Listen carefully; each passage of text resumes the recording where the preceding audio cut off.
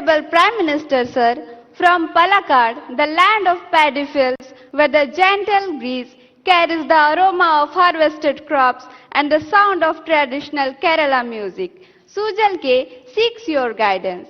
Sujal, please ask your question.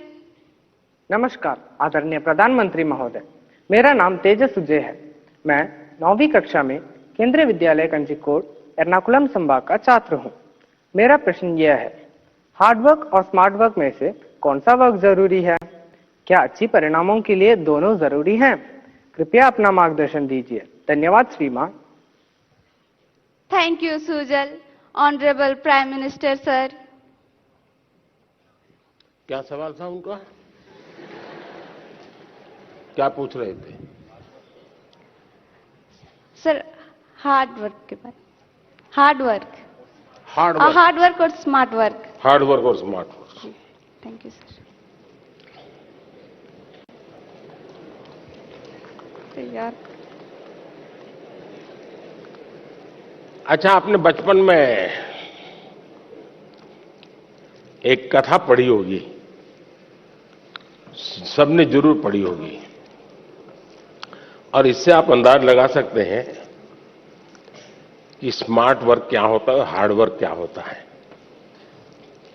हम बचपन में थे तो एक कथा सुना पढ़ाते थे कि एक घड़े में पानी था, पानी जरा गहरा था और एक कौवा पानी पीना चाहता था, लेकिन अंदर वो पहुंच नहीं पाता था।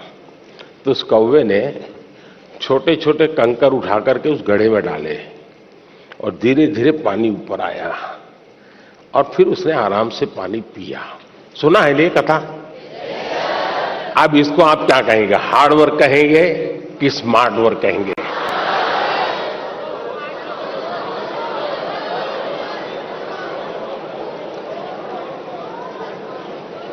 और देखिए, ये जब कथा लिखी गई ना, तब स्ट्रॉ नहीं था, वरना एक कौवा बाजार में जाके स्ट्रॉ लेके आता। देखिए,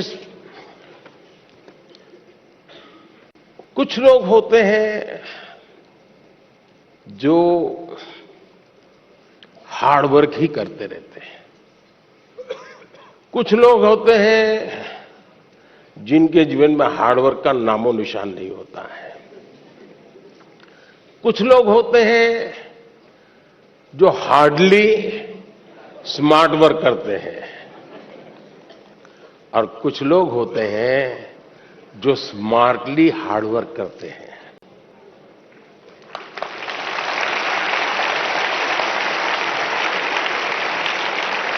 और इसलिए कौवा भी हमें सिखा रहा है कि स्मार्टली हार्ड वर्क कैसे करना।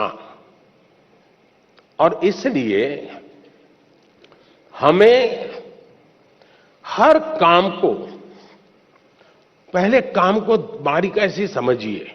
कुछ लोग हो गए, आपने देखा होगा कि चीजों को समझने के बजाय सीधा ही अपनी बुद्धि अपनाना शुरू कर देते हैं, फिर ढेर सारी मेहनत करे, परिणाम मिलता ही नहीं है। मुझे याद है, मैं बहुत पहले ट्राइबल बेल्ट में काम करता था, तो मुझे काफी इंटीरियर में जाना था। तो किसी ने हमें, उस जमाने की जो पुरानी जीप होती थी, उसने व्यवस्था की कि आप उसको लेके जाइए। अब सुबह हम कोई 5:30 बजे निकलने वाले थे, लेकिन हमारी जीप चली नहीं रही थी। हम अब ढेर सारी कोशिशें की, धक्के मारे, ये किया, दुनिया भर का हार्ड वर्क किया, लेकिन हमारी जीप नहीं चली। 7, 7:30 बज गए तो एक मैकेनिक को बुलाया। अब मैकेनिक ने मुश्किल से 2 मिनट लगाया होगा और 2 मिनट में उसने ठीक कर दिया। और फिर वो कहे, साहब 200 रुपये देने पड़ेंगे। मैंने कहा, यार 2 मिनट का 200 रुपया? बोले, साहब ये 2 मिनट का 200 रुपया नहीं है, ये 50 साल के अनुभव का 200 रुपया है।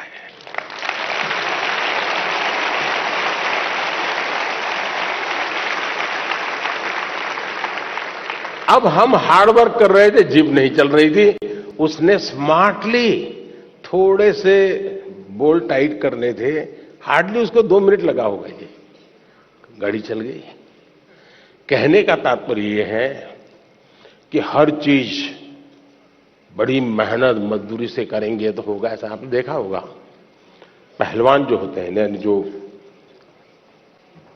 खेलकूद की दुनिया के लोग होते हैं, उसको कौन सा खेल से वो जुड़ा हुआ है, उस खेल में उसको किस मसल्स की जरूरत होती है, जो ट्रेनर होता है उसको मालूम है।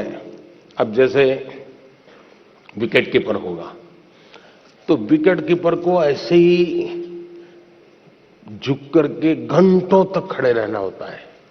अब हमें क्लास में कुछ गलत किया और टीचर कान पकड़ के नीचे बिठा देते हैं, ऐसे हाथ पैर में अंदर डाल के, तो कितना दर्द होता है कि नहीं होता है? एक तो साइकोलॉजिकल भी होता है, फिजिकल भी होता है कि पैर ऐसे करके कान पकड़ के बैठना होता है, तकलीफ होती है ना। लेकिन ये जो विकेट कीपर होता है ना, उसकी ट्रेनिंग का हिस्सा होता है, उसको घंटों तक ऐसे खड़ा रखते हैं ताकि धीरे धीरे उसके वो मसल मजबूत हो जाए ताकि वो विकेट कीपर के नाते अच्छा काम करे। बॉलर होता है तो उसको उस विधा की जरूरत नहीं है, उसको दूसरी विधा की जरूरत है, तो उसको वो करवाते हैं। और इसलिए हमें भी जिस चीज पे जरूरत है वहीं फोकस करना चाहिए जो हमारे लिए उपयोगी है। हर चीज प्राप्त करने की कोशिश से मेहनत बहुत लगेगी, हाथ पैर ऊंचे करते रहो, दौड़ते रहो, टिकना करो, फलाना करो, जनरल हेल्थ के लिए, फिटनेस के लिए ठीक है। लेकिन अगर मुझे अचीव करना है तो उन स्पेसिफिक एरियाज को मुझे एड्रेस करना होगा, और ये जिसको समझ होती है वो परिणाम भी देता है। अगर बॉलर है और उसके ये मसल्स ठीक नहीं है तो कहां बॉलिंग कर पाएगा, कितनी ओवर कर पाएगा। जो लोग वेट लिफ्टिंग करते हैं उनके अलग प्रकार के मसल्स को मजबूत करना होता है। हार्ड वर्क तो वो भी करते हैं, लेकिन वो स्मार्टली हार्ड वर्क करते हैं, और स्मार्टली हार्ड वर्क करते हैं तब जाकर के परिणाम मिलता है। बहुत बहुत धन्यवाद। Thank you, Honorable Prime Minister, sir, for your insightful guidance on choosing consistent hard work in our lives. माननीय प्रधानमंत्री जी, गुरु द्रोणाचार्य के नाम से विख्यात साइबर सिटी हरियाणा के प्रसिद्ध औद्योगिक नगर गुरुग्राम की छात्रा जोविता पात्रा सभागार में उपस्थित है और आपसे प्रश्न पूछना चाहती है। जोविता, कृपया अपना प्रश्न पूछिए। Namaskar, Honorable Prime Minister Sir.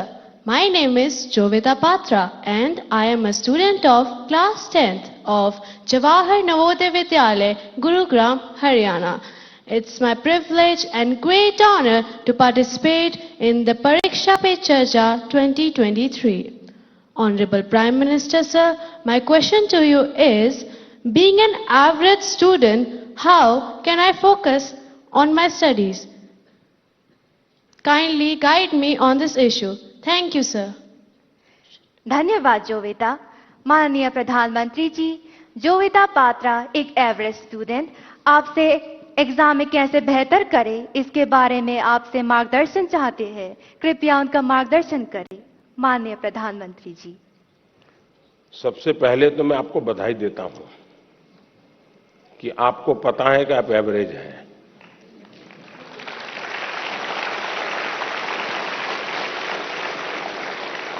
वरना ज्यादातर लोग ऐसे होते हैं जो बिलो एवरेज होते हैं और अपने आप को बड़ा तीसमार का मानते हैं, सब बंदर के व्यापारी मानते हैं।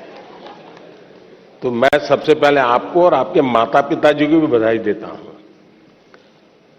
एक बार आपने इस सत्य को स्वीकार कर लिया कि हां भी मेरी एक क्षमता है, मेरी स्थिति है, मुझे अब इसके अनुकूल चीजों को ढूंढना होगा। मुझे बहुत बड़े तिस्मारखा बनने की जरूरत नहीं है। हम अपने सामर्थ्य को जिस दिन जानते हैं ना, तो हम सबसे बड़े सामर्थ्यवान बन जाते हैं। जो लोग खुद के सामर्थ्य को नहीं जानते उनको सामर्थ्यवान बनने में बहुत सारी रुकावटें आती हैं। इसलिए इस स्थिति को जानना, ये अपने आप में ईश्वर ने आपको शक्ति दी है, आपके टीचर्स ने शक्ति दी है, आपके परिवार ने शक्ति दी है। और मैं तो चाहूंगा हर मां बाप से, आप बच्चों का सही मूल्यांकन कीजिए, उनको उनके अंदर हीन भावना पैदा होने मत दीजिए, लेकिन सही मूल्यांकन कीजिए। कभी कभी आप लोग उसको कोई बहुत बड़ी महंगी चीज लानी है तो आप आराम से उसको कहें, नहीं नहीं भैया, अपने घर की इतनी ताकत नहीं है, ये चीज हम नहीं ला पाएंगे, ऐसा करो 2 साल इंतजार करो। उसमें कुछ बुरा नहीं है। अगर आप घर की स्थिति के संबंध में बच्चे से एनालिसिस करते हैं तो उसमें कुछ बुरा नहीं है। और इसलिए हम एक सामान्य स्तर के व्यक्ति हैं, और ज्यादातर लोग सामान्य स्तर के ही होते हैं जी।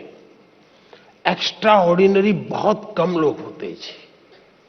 लेकिन सामान्य लोग असामान्य काम करते हैं, और जब सामान्य व्यक्ति असामान्य काम करते हैं तब वो कहीं ऊंचाई पर चले जाते हैं, एवरेज के मानदंड को तोड़ करके निकल जाते हैं।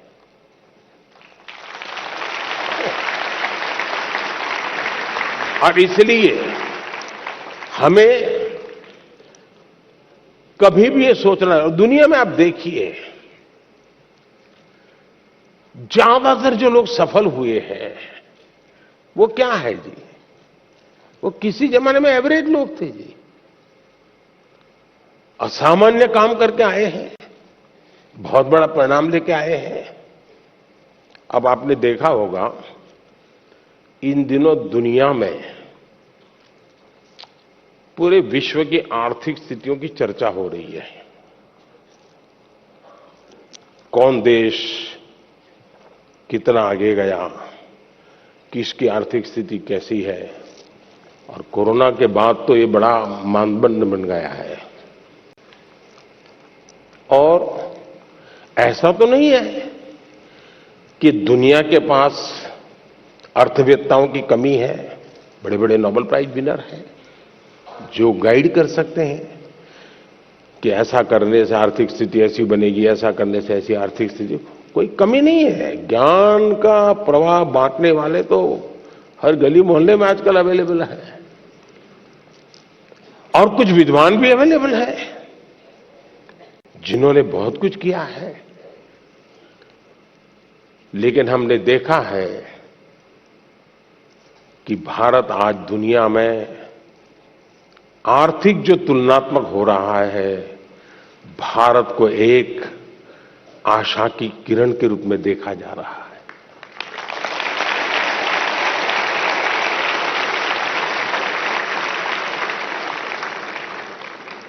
आपने 2-3 साल पहले देखा होगा, हमारी सरकार के विषय में यही लिखा जाता था कि इनके पास कोई इकोनॉमिस्ट नहीं है, सब एवरेज लोग हैं, प्राइम मिनिस्टर को भी इकोनॉमिक्स का कोई ज्ञान नहीं, ऐसा ही लिखा जाता था। आप पढ़ते हैं कि नहीं पढ़ते ऐसा? लेकिन आज दुनिया में वही देश जिसको एवरेज कहा जाता था, वो देश आज दुनिया में चमक रहा है दोस्तों।